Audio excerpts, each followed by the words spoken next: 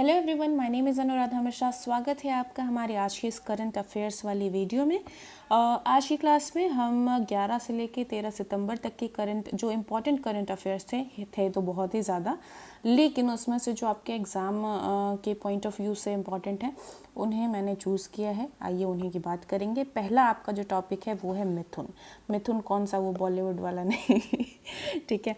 मिथुन क्या, ये जानवर एक बोवाइन जानवर है। ये बोवाइन मतलब वही जो गाय भैंस की प्रजाति है उन्हीं की स्पीसीज से ये बिलोंग करता है।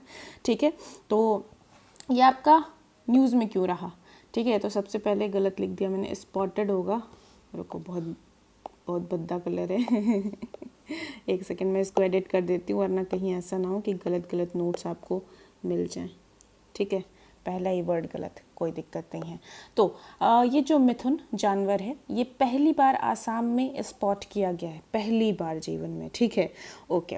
और ये है क्या, तो सेमी डोमेस्टिकेटेड बोवाइन स्पीसीज है। सेमी डोमेस्टिकेटेड आप समझ रहे हैं, डोमेस्टिकेटेड एनिमल्स कौन से होते हैं जिनको आप पाल सकते हैं, कुत्ता बिल्ली हो गए। ठीक है, गाय है, डोमेस्टिकेटेड है। तो सेमी डोमेस्टिकेटेड आपको जंगलों में भी देखने को मिलता है और पाले हुए भी देखने को मिलते हैं। ये जानवर, आपने अगर भेड़िया मूवी देखी होगी तो उसमें इस जानवर का जिक्र किया गया है, मिथुन का। ठीक है, अच्छा, इसको कैटल ऑफ माउंटेन के नाम से भी जाना जाता है। कैटल ऑफ माउंटेन आप समझ गए कहाँ मिलने वाला है, पहाड़ी इलाकों में ही मिलेगा। और वहाँ का कैटल मतलब वहाँ पे जैसे हमारे यहाँ भेड़ बकरियाँ हैं वैसे वहाँ पे मिथुन होता है। ठीक है, और ये स्टेट एनिमल है किसका, अरुणाचल प्रदेश का, और साथ ही साथ नागालैंड का भी। मैंने अभी बोला ना, भेड़िया मूवी में आपने देखा होगा। अगर आपने वो मूवी देखी है तो, नहीं देखी है तो कोई जाके तुरंत देखने की ज़रूरत नहीं है। ठीक है, तो उसमें होता क्या है, जो वरुण धवन का कैरेक्टर होता है वो अरुणाचल प्रदेश जाता है, ठीक है, किसी काम के लिए, और वहाँ पे जंगल में उन्हें ये मिथुन दिखता है। ठीक, तो स्टेट एनिमल है किसका, अरुणाचल प्रदेश और नागालैंड का। और फिर यहाँ पे इसी अरुणाचल प्रदेश में एक फेस्टिवल मनाया जाता है, सोलंग फेस्टिवल। ठीक है, किसके द्वारा, आदि ट्राइब के द्वारा। ठीक है, इस जनजाति के द्वारा ये फेस्टिवल सेलिब्रेट किया जाता है। और उसके पीछे का रीज़न क्या है, क्यों ये फेस्टिवल सेलिब्रेट किया जाता है, to commensurate the birth and arrival of Mithun on this earth. उन्हें ऐसा लगता है कि भाई इस दिन जो है ये मिथुन इस धरती पे आया था, पहली बार इस धरती पे आया था। उस खुशी में ये क्या मनाते हैं, सोलंग फेस्टिवल मनाते हैं। ठीक है, सोलंग फेस्टिवल क्या पता कभी आ जाए, किससे रिलेटेड है, मिथुन से रिलेटेड है, कौन से स्टेट का, अरुणाचल प्रदेश का। राइट, ठीक। कंजर्वेशन स्टेटस की बात करेंगे तो IUCN रेड लिस्ट में ये वल्नरेबल में रखा गया है। वल्नरेबल मतलब हाँ भाई आने वाले समय में इन पे खतरा हो सकता है। एंड साइट्स की जो आपकी अपेंडिक्स, अरे वन लिखना मैं यहाँ भूल गई, कोई बात नहीं अभी लिख देती हूँ। अपेंडिक्स 1 में इसको रखा गया है। ठीक है, साइट्स के अपेंडिक्स 1 में इसको रखा गया है। ठीक, और मिथुन से रिलेटेड एक न्यूज़ अभी आई थी पिछले साल, आई थिंक सितंबर अक्टूबर 2023 में ये न्यूज़ आई थी कि जो फसाई है, ठीक है, फसाई ने रिकॉग्नाइज़ किया है मिथुन को एज अ फूड एनिमल, कि चलो भाई इसको हम कमर्शलाइज कर सकते हैं, कमर्शलाइजेशन हो सकता है इसके मीट का। तो एज अ फूड एनिमल मिथुन को रिकॉग्नाइज किया था फसाई ने। ठीक है, सेकेंड आपका करंट अफेयर आता है सोयूज स्पेसक्राफ्ट से। सोयूज स्पेसक्राफ्ट तो कैसे क्वेश्चन बन सकता है, पूछ लेगा भाई किसका है, कौन सी कंट्री से बिलोंग करता है। ठीक है, न्यूज़ में इसीलिए था क्योंकि ये जो सोयूज स्पेसक्राफ्ट है रिसेंटली इसने 2 रशियन और 1 अमेरिकन को कहाँ पे ये लेके गया, ISS मतलब इंटरनेशनल स्पेस स्टेशन में रिसेंटली ये छोड़ के आया है। ठीक है, ठीक। रशियन एयरक्राफ्ट यानी आप समझ गए सोयूज स्पेसक्राफ्ट कहाँ का है, रशिया का है। तो कभी पेपर में अगर दिख जाता है रशिया, धीरे से टिक करके आ जाइएगा। ये करता क्या है, तो कॉस्मोनॉट्स और एस्ट्रोनॉट्स को टू एंड फ्रॉम ISS यानी ISS लेके जाता है, वहाँ से लेके आता है। ठीक, ISS क्या है, इंटरनेशनल स्पेस स्टेशन। ठीक है, स्पेस स्टेशन है इंटरनेशनल, यानी भाई कई देश होंगे, कई देश मतलब कितने, 5 हैं, 5 कंट्रीज़ का ये कोलैबोरेशन है। और ये 5 कंट्रीज़ कौन कौन सी हैं, एक हो गई रशिया, ठीक है, दूसरा हो गया आपका US, तीसरा हो गया आपका कनाडा, ठीक है, एक हो गया आपका जापान, और आखिरी कौन सा है, यूरोप है। तो ये 5 कंट्रीज़ ने मिलके ISS बनाया, ठीक है। टाइम टू टाइम वहाँ जाते रहते हैं, देखते रहते हैं और निगरानी वगैरह करते रहते हैं, ठीक है। तो उसको उन्हीं कॉस्मोनॉट्स और एस्ट्रोनॉट्स को ले जाने के लिए सोयूज स्पेसक्राफ्ट यूज़ किया जाता है।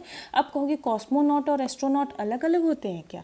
नहीं, एक ही बात है। बस बात यही है कि रशिया में एस्ट्रोनॉट्स को हम क्या बोलते हैं? कॉस्मोनॉट बोलते हैं, ठीक है। तो इसलिए कॉस्मोनॉट यानी रशियन एस्ट्रोनॉट्स होंगे, और एस्ट्रोनॉट मतलब जो वेस्टर्न साइड के बाकी 4 कंट्रीज़ के हैं उन्हें आप एस्ट्रोनॉट बोलते हो, ठीक है।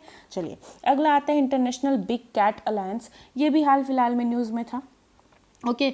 न्यूज़ में क्यों था वो इम्पॉर्टेंट नहीं है आपके लिए, ठीक है। बहुत ही छोटी सी बात है, लेकिन हाँ उसके बैकग्राउंड में सिंस ये IBCA था, इंटरनेशनल बिग कैट अलायंस था, तो इसके बारे में एक बार जल्दी से हम इसको रिकॉल कर लेंगे। ये लॉन्च हुआ था कब? मैसूरू में पिछले साल 9 अप्रैल 2023 को, ठीक है। और क्यों हुआ था तो आपको याद होगा, 9 अप्रैल 2023 से ज़रा आप 50 साल पीछे आएगा क्या? 1973। तो उस टाइम पे आपका प्रोजेक्ट टाइगर लॉन्च हुआ था। तो इसी के जब 50 साल पूरे हुए तो ये IBCA को लॉन्च किया गया मैसूरू से, ठीक है। ऑब्जेक्टिव क्या है इसका? तो भैया स्ट्रेंथन करना है ग्लोबल कोऑपरेशन और efforts for the conservation of 7 big cat species हैं, ठीक है। उनके कंजर्वेशन और उनके हैबिटाट्स के कंजर्वेशन के लिए पूरी दुनिया को ग्लोबल एफर्ट्स करने हैं, मतलब मिलके। और ये 7 बिग कैट स्पीसीज हैं। कौन कौन सी?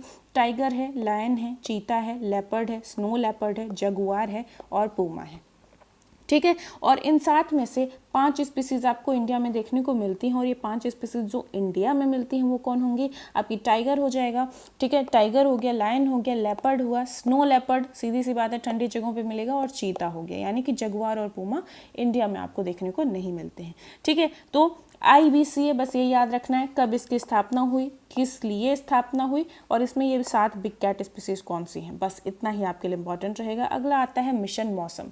सो रिसेंटली ये न्यूज़ में था, ठीक है। क्यों न्यूज़ में था? क्योंकि जो अपनी यूनियन कैबिनेट है उसने अप्रूव किया है मिशन मौसम को। मौसम से आप समझ रहे हो मौसम विज्ञान, है ना, तो उसी से रिलेटेड है। 2000 करोड़ 2 सालों में खर्च किया जाएगा, 2000 करोड़ का बजट है, ठीक है। मल्टीफेसेटेड एंड ट्रांसफॉर्मेटिव इनिशिएटिव है।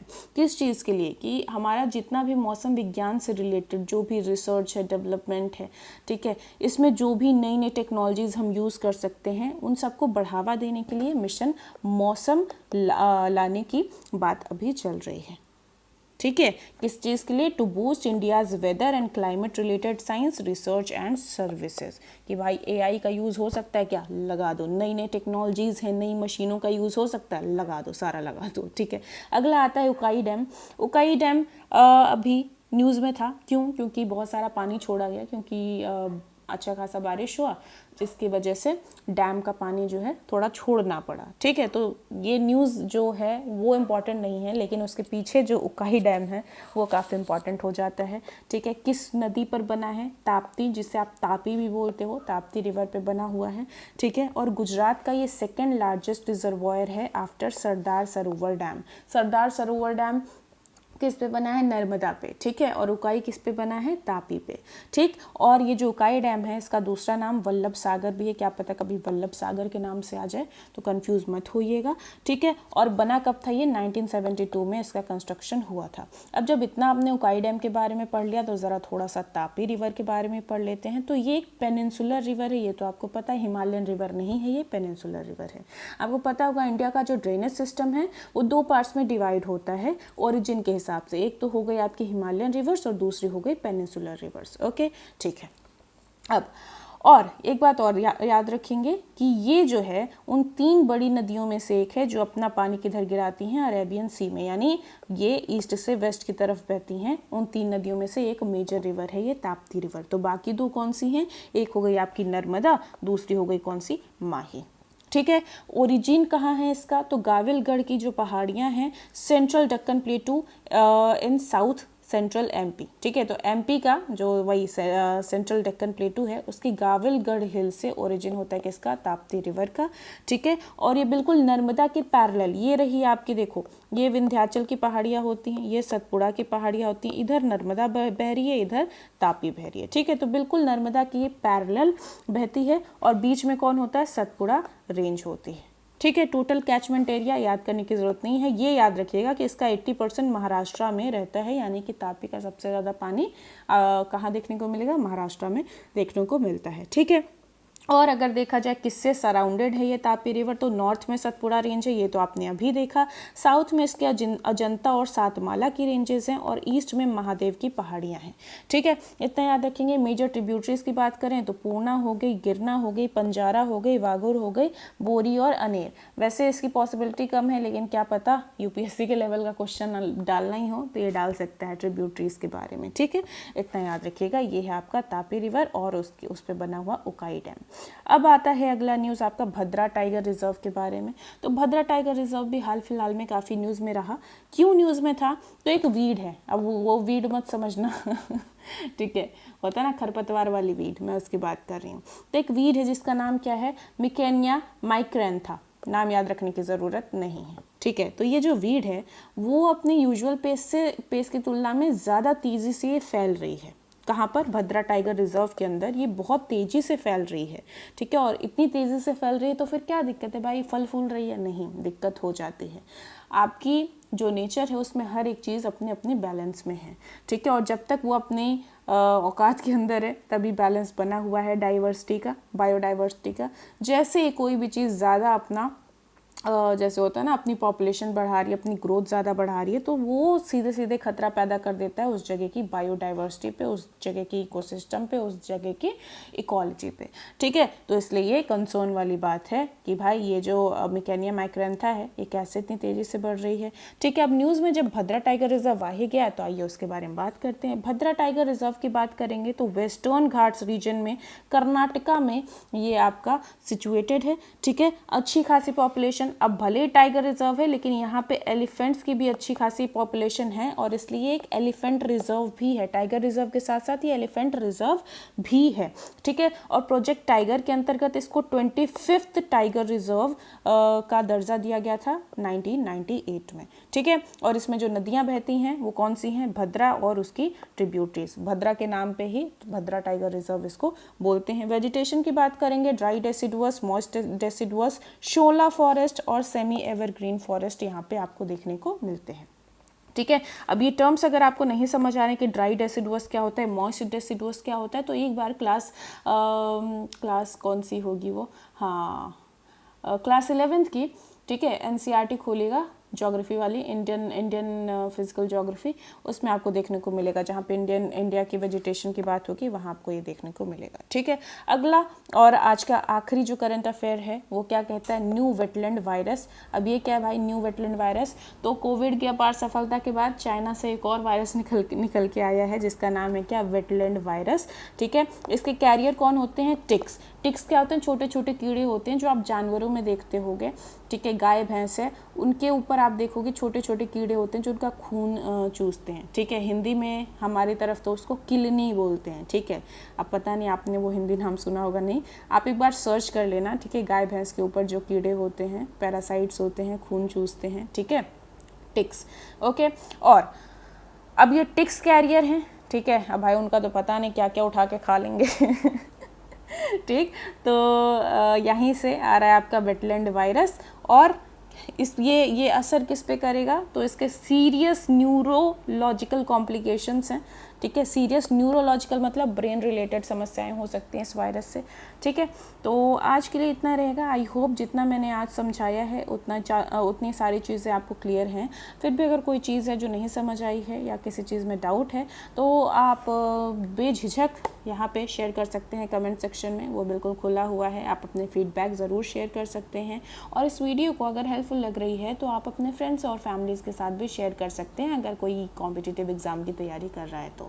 ठीक है, और नए हैं चैनल पे तो सब्सक्राइब करना मत भूलिएगा। और बस ठीक है, फिर मिलते हैं अगले किसी सेशन में। तब तक के लिए tata bye bye, take care, ध्यान रखिए, जय हिंद।